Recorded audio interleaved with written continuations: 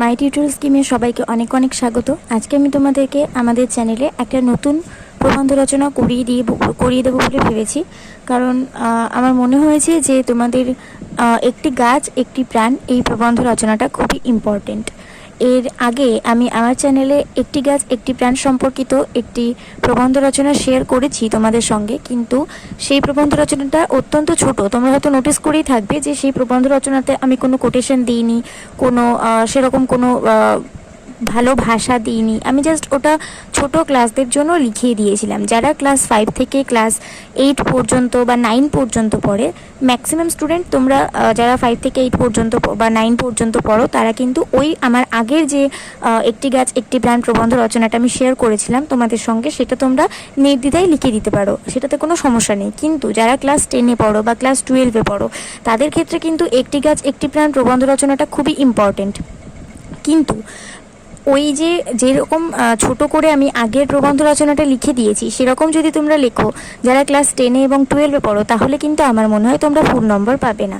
সেই জন্য আমি ক্লাস 10 এবং ক্লাস 12-এর স্টুডেন্টদের কথা মাথায় রেখে আবার একটি গাছ আর একটি প্রাণ এই বিষয়ের উপরে আমি একটা ভালো ভাষা দিয়ে বড় করে এবং সুন্দর করে কোটেশন দিয়ে আমি একটা প্রবন্ধ রচনা লিখেছি নিজের মন থেকে, এবং সেটা আমি আজকে তোমাদের সঙ্গে শেয়ার করে নেব।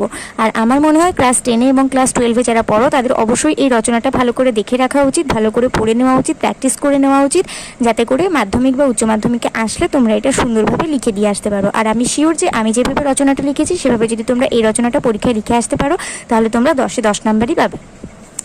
তো দেখো, আমি এখানে প্রথমে একটি গাছ একটি প্রাণ হেডিং করে নিয়েছি। আর আজকে আমরা আমাদের এই ভিডিওতে একটি গাছ একটি প্রাণ কী করে বড় আকারে ভালো ভাষা দিয়ে কোটেশন সহকারে লিখে দিতে হয় সেটা আমরা ভালো করে জানবো। তবে তার আগে এখনও পর্যন্ত যারা মাই টিউটোরিয়াল স্কিমকে সাবস্ক্রাইব করোনি, তারা অবশ্যই মাই টিউটোরিয়াল স্কিমকে সাবস্ক্রাইব করে দাও, আর পাশে থাকা বেল আইকনটা প্রেস করে অল বাটনটা প্রেস করে দাও, যাতে আমি ভিডিও আপলোড করার সাথে সাথে তোমাদের কাছে নোটিফিকেশান চলে যায়। আর যারা মনে করছো যে যারা ক্লাস 5 থেকে 9 পর্যন্ত পড়ো এবং তারা যদি আমার এই ভিডিওটা দেখছো, তাদেরকে আমি বলবো আমার এই ভিডিও ডেসক্রিপশনে দেওয়া লিঙ্ক থেকে তোমরা চলে যাও আমার আগের একটি গাছ একটি প্রাণীর ভিডিওতে, যে রচনাটা আমি তোমাদের জন্য লিখেছি। ক্লাস 5 থেকে ক্লাস 9 পর্যন্ত যারা পড়ছো, তারা অবশ্যই আমার এই ভিডিও ডেসক্রিপশনে দেওয়া লিঙ্ক থেকে আমার আগের একটি গাছ একটি প্রাণীর ভিডিওটা দেখে নাও। আর যারা ক্লাস 10-এ বা 12-এ পড়ো, যারা আমার এই ভিডিওটা এই মুহূর্তে দেখছো, তারা অবশ্যই এই ভিডিওটাতে ভালো করে চোখ রাখো এবং স্কিপ না করে পুরো ভিডিওটা ভালো করে দেখতে থাকো। তো চলো এবার আমরা আমাদের এই ভিডিওটা শুরু করি। একটি গাছ একটি প্রাণ প্রবন্ধ রচনা আমরা কীভাবে লিখতে পারি সেটা সুন্দর করে আমরা দেখে নিই। প্রথমে আমরা ভূমিকা লিখব। যুগ যুগ ধরে গাছের সঙ্গে মানুষের নিবিড় সম্পর্ক। প্রাকৃতিক ভারসাম্য বজায় রেখে গাছপালা পৃথিবীর বুকে রচনা করেছে ছায়া সুনিবিড় শান্তির নির্বৃক্ষের প্রতি মানুষের কৃতজ্ঞতার শেষ নেই। ও এখানে আমাদের একটা দাড়ি হবে, আমি এই দাড়িটা দিতে ভুলে গেছিলাম, কিন্তু তোমরা এখন ঠিক করে নাও। প্রাকৃতিক ভারসাম্য বজায় রেখে গাছপালা পৃথিবীর বুকে রচনা করেছে ছায়া সুনিবিড় শান্তির বৃক্ষের প্রতি মানুষের কৃতজ্ঞতার শেষ নেই। তাই কখনো বৃক্ষকে মানুষ বন্দনা করেছে ভক্তি ভরে, কখনো তাকে গ্রহণ করেছে বধূভাবে। রবীন্দ্রনাথ ঠাকুর বৃক্ষের উদ্দেশ্যে বলেছেন, এখানে আমি একটা কোটেশন ইউজ করেছি, অন্ধ ভূমিগর্ভ হতে শুনেছিলে সূর্যের আহ্বান, প্রাণের প্রথম জাগরণ, তুমি বৃক্ষ আদি প্রাণ, উর্ব শীর্ষে উচ্চারিলে আলোকের প্রথম বন্দনা।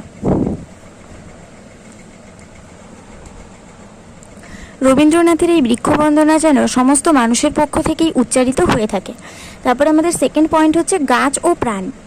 এখানে আমি একটা প্রথমেই কোটেশন ইউজ করেছি, একটি গাছ একটি প্রাণ কথার কথা নয়, তরু বিনে হয় যে মরু জীবন সংশয়। তারপরে আমাদের পয়েন্ট শুরু হয়েছে, বৃক্ষলতা পৃথিবীর আদি সন্তান, বৃক্ষতলে মানুষের প্রথম আবির্ভাব। আবার দাবানলের আগুনে মানুষ দীক্ষা নিয়েছে বিজ্ঞানের, কিন্তু সভ্য মানুষের বর্বর লোভ বৃক্ষ ও তরুলতার জগৎকে ধ্বংস করতে উদ্যত।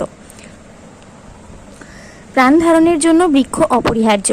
যদি কোনো কারণে আমাদের এই সবুজ পৃথিবী গাছ শূন্য হয়ে পড়ে, তাহলে এই পৃথিবী থেকে আমাদের সকলের বাস উঠে যাবে, কারণ তরুই আমাদের প্রাণ প্রদীপটিকে জ্বালিয়ে রেখেছে বলা যায়।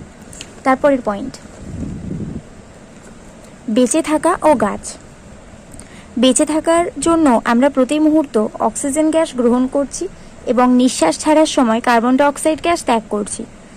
1 হেক্টর আয়তঘনের ঘন অরণ্য বছরে প্রায় 4 টন ওজনের কার্বন ডাইঅক্সাইড গ্যাস শুষে নেয় ও প্রায় 2 টন বিশুদ্ধ অক্সিজেন বায়ুমণ্ডলে সরবরাহ করে। এছাড়া বায়ুতে উপাদান হিসেবে 78.03% নাইট্রোজেন গ্যাস গাছ নিজের প্রয়োজনে কাজে লাগায়। সুতরাং বোঝা যাচ্ছে যে জীবজগতের পরিবেশ রক্ষায় গাছ কতখানি প্রয়োজনীয়। অক্সিজেন গ্যাস না থাকলে আমাদের হৃদযন্ত্র বন্ধ হয়ে মৃত্যু ঘনিয়ে আসবে। তাই বেঁচে থাকার জন্য গাছ আমাদের একমাত্র অবলম্বন।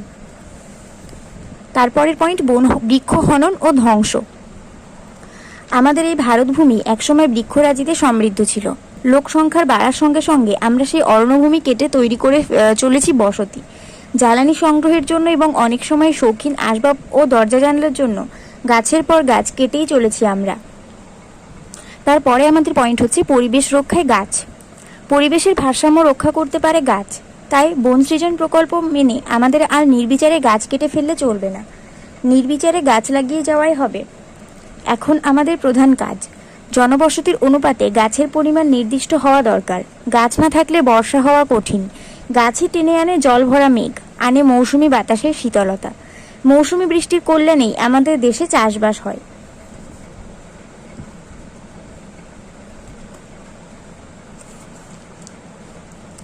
তারপরে আমাদের পয়েন্ট হচ্ছে গাছ কাটা ও তার পরিণাম। যে গাছ মানুষের জীবনের সঙ্গে অঙ্গাঙ্গিভাবে জড়িত, সেই গাছকেই হত্যা করার জন্য মানুষ উঠে পড়ে লেগেছে। বাসস্থান বা কলকারখানা স্থাপনের জন্য তো বটেই, সেই সঙ্গে নিছক ব্যবসায়িক স্বার্থেও মানুষ অরণ্যকে নির্বিচারে ধ্বংস করে ফেলছে। প্রকৃতি হারাচ্ছে তার ভারসাম্য। দূষিত হয়ে উঠছে বাতাস। বিধ্বংসী বন্যা, অনাবৃষ্টির মূলেও রয়েছে গাছ কাটার প্রভাব। সভ্যতার দ্রুত অগ্রগতির সঙ্গে অরণ্য বিনাশ প্রক্রিয়া চলতে থাকায় পৃথিবী ক্রমশ হয়ে উঠছে ছায়াহীন মরুভূমির মতো। তারপরের পয়েন্ট, বৃক্ষরোপণের প্রয়োজনীয়তা। বৃক্ষরোপণ করা ছাড়া পৃথিবীকে বাঁচানোর আর কোনো উপায় নেই। গাছ কাটা বেড়ে যাওয়ার কারণে বেড়ে গেছে ভূমিক্ষয়। ভূমিক্ষয় রোধ করতে গেলে বৃক্ষরোপণ একান্ত জরুরি। অতিবৃষ্টি, অনাবৃষ্টির হাত থেকে রক্ষা পেতে হলে, পরিবেশ দূষণ প্রতিরোধ করতে হলে বৃক্ষরোপণ করতেই হবে। একটি গাছ তার জীবনে যে পরিমাণ অক্সিজেন দেয় তার মূল্য অপরিসীম। এই জন্যই বলা হয় একটি গাছ একটি প্রাণ। বৃক্ষ মানুষের আরও কত কাজে লাগে তা বলে শেষ করা যাবে না। খাদ্য, বস্ত্র, বাসস্থান এই 3টি ক্ষেত্রে মানুষ বৃক্ষের কাছে নানাভাবে ঋণী। মূল্যবান ঔষধ তৈরির ক্ষেত্রেও বৃক্ষের অবদান অপরিসীম। তাই নিজের স্বার্থেই মানুষকে গাছ লাগাতে হবে। বৃক্ষরোপণের উদ্যোগ। ভারতের ইতিহাস পাঠ করলে জানা যায় অশোক, হর্ষবর্ধন, আকবর প্রমুখ সম্রাট পথের দুধারে বৃক্ষরোপণের ব্যবস্থা করতেন। রবীন্দ্রনাথ বৃক্ষরোপণের গুরুত্ব উপলব্ধি করে শান্তিনিকেতনে শুরু করলেন বৃক্ষরোপণ উৎসব। 1950 সাল থেকে ভারত সরকার বন মহোৎসব বা বৃক্ষরোপণ উৎসব পালনের ব্যবস্থা করেছে। আবহাওয়া নিয়ন্ত্রণ, ভূমিক্ষয় রোধ, বাতাসকে বিশুদ্ধ রাখা প্রভৃতি হল এই উৎসবের প্রধান উদ্দেশ্য। বর্তমানে পঞ্চায়েতের প্রচেষ্টায় গ্রামাঞ্চলের বহু রাস্তার দুপাশে প্রচুর পরিমাণে গাছ লাগানো হয়েছে। তারপর প্যারা চেঞ্জ করে লেখা হয়েছে, কাজেই বৃক্ষরোপণের ক্ষেত্রে আমাদের দেশের যে একটা সার্বিক উৎসাহ দেখা দিয়েছে সে বিষয়ে কোনো সন্দেহ নেই। তারপরে আমাদের সবার লাস্টের শেষ পয়েন্ট হচ্ছে উপসংহার। আজ আমরা স্থির করেছি আর নগরের শাসনে নিজেদেরকে পঙ্গু করে রাখবো না। এই পৃথিবীতে সুস্থভাবে সুখে শান্তিতে বাঁচতে হলে আমাদেরকে সবুজায়নের দীক্ষা নিতে হবে। গাছপালার প্রতি গভীর অনুরাগ সৃষ্টি করতে হবে। অসুস্থ পৃথিবীকে সুস্থ করার সংকল্প দিকে দিকে প্রচার করতে হবে। গাছ লাগান, প্রাণ বাঁচান।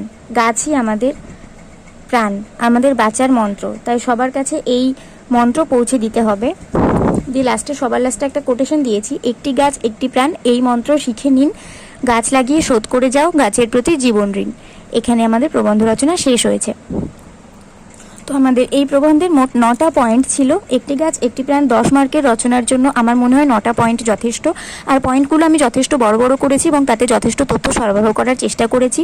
আর আমার মনে হয় এই প্রবন্ধটা যদি তোমরা ঠিক এইভাবেই লিখে চলে আসতে পারো তাহলে আমার মনে হয় 10 তোমরা ইজি পেয়ে যাবে। তো তো এই ভিডিওটা আমি শুধুমাত্র তৈরি করলাম ক্লাস 10 এবং ক্লাস 12-এ যারা পড়ো তাদের, সেই সমস্ত স্টুডেন্টদের জন্য।